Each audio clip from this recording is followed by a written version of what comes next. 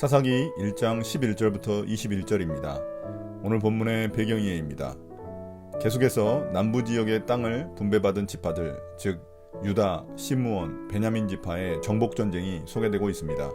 특히 가장 많은 땅과 인구수를 가지고 있던 유다 지파 위주로 이야기가 전개되어 있습니다. 또한 앞으로 등장할 사사 온니엘에 대한 짧은 이야기가 소개되어 온니엘에 대한 기대감을 키우고 있습니다.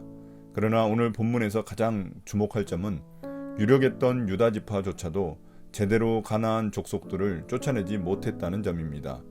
이러한 정복의 실패는 하나님에 대한 불신앙, 불순종 때문입니다. 이러한 불순종은 앞으로 이스라엘의 올무가 되어 나라가 무너지는 계기가 됩니다. 11절부터 15절입니다. 온니엘과 갈렙의 딸 악사. 거기에서 그들은 드빌 주민을 치러 갔다. 드빌은 일찍이 기럇세벨이라고 불리던 곳이다. 그때 갈렙이 기럇세벨을 쳐서 점령하는 사람은 그의 딸 악사와 결혼시키겠다고 말하였다. 갈렙의 아우 그나스의 아들인 온니엘이 그곳을 점령하였으므로 갈렙은 그를 자기의 딸 악사와 결혼시켰다. 결혼을 하고 나서 악사는 자기 남편 온니엘에게 아버지에게서 밭을 얻으라고 재촉하였다. 악사가 나귀에서 내리자 갈렙이 딸에게 물었다. 뭐 더 필요한 것이 있느냐? 악사가 대답하였다. 제 부탁을 하나 들어주시기 바랍니다. 아버지께서 저에게 이 메마른 땅을 주셨으니 샘 몇 개만이라도 주시기 바랍니다. 갈렙은 딸에게 윗샘과 아랫샘을 주었다. 유다 지파의 승리 이야기가 계속되고 있습니다. 출애굽 때에는 이방인이었으나 유다 지파에 속하게 된 갈렙은 드빌, 즉 기럇세벨을 쳐서 점령하는 사람은 자신의 딸 악사와 결혼시켜주겠다고 말합니다.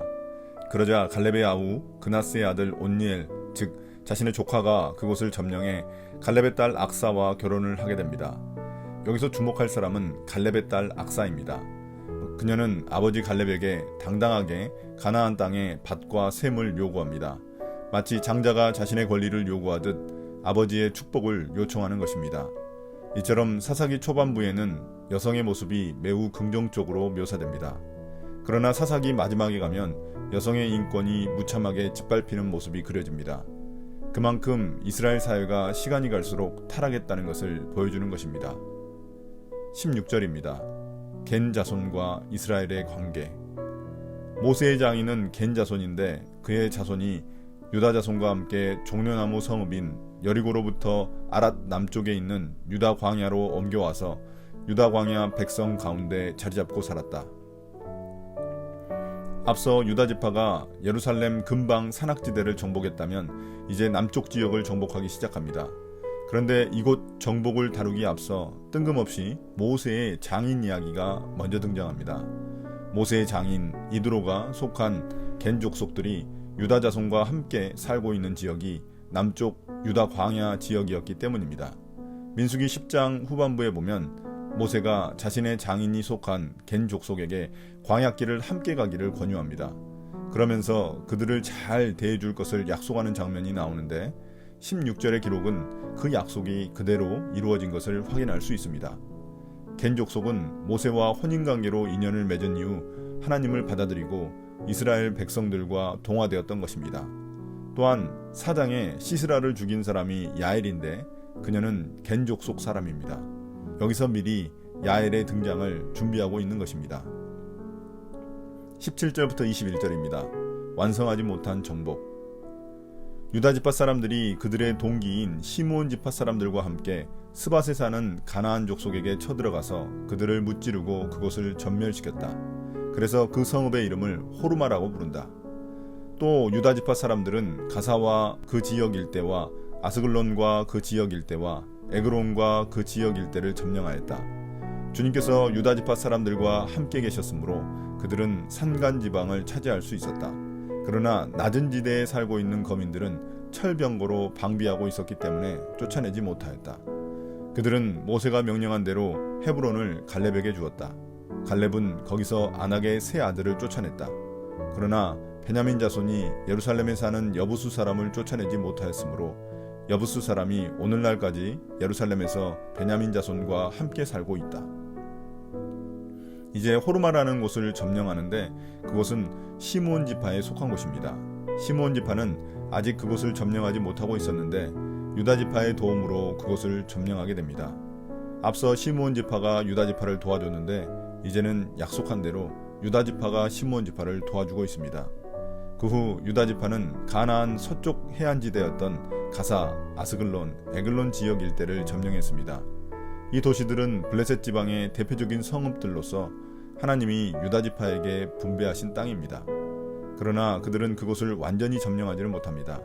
그곳 낮은 지대에 살던 족속들이 철병거를 가지고 있었기 때문입니다. 철병거는 새로 만들어진 전투용 마차로서 고대 세계에서 막강한 화력을 자랑한 무기입니다. 유다 지파는 그들이 가진 철병거를 두려워했기 때문에 완전히 쫓아내지 못한 것입니다. 그러나 이것은 가장 유력한 지파였던 유다 지파가 하나님 명령에 믿음으로 반응하지 못한 그들의 불신앙을 보여주는 것입니다. 반면 20절에서는 헤브론을 점령하고 세 아들을 쫓아낸 갈렙의 이야기를 또다시 강조하고 있습니다. 유다 지파의 불신앙과 갈렙의 믿음을 대조적으로 보여주기 위해서입니다. 21절 역시 베냐민 지파가 예루살렘의 여부수 족속을 쫓아내지 못한 실패를 기록하고 있습니다.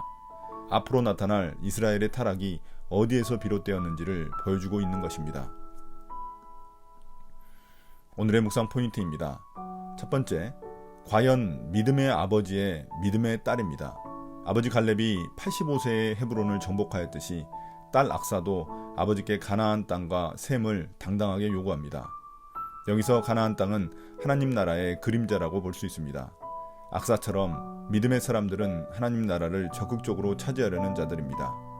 우리에게 주어진 다양한 삶의 터전에서 우리는 얼마나 적극적으로 하나님 나라를 요청하고 있습니까? 두 번째, 갈렙의 믿음과 대조적으로 유다 지파는 철병거에 미리 겁먹고 가나안 족속을 제대로 쫓아내지 못합니다. 그들이 하나님을 온전히 신뢰하지 못했기 때문입니다. 전쟁의 승리는 이스라엘의 군사력이 아닌 하나님이 함께 하시느냐에 달려 있습니다. 우리의 능력이 문제가 아니라 우리의 믿음이 문제인 것입니다. 오늘의 기도입니다. 주님, 세상이 내세우는 철병거를 두려워하지 말고 믿음으로 하나님을 바라보게 해주십시오. 믿음으로 삶 가운데 하나님 나라를 적극적으로 세워가는 용사가 되게 해주십시오. 주님이 보여주신 땅으로 나아가 죄와 어둠의 세력을 무너뜨리고 하나님 나라가 그곳에 임하게 하여 주십시오. 예수님 이름으로 기도드립니다. 아멘.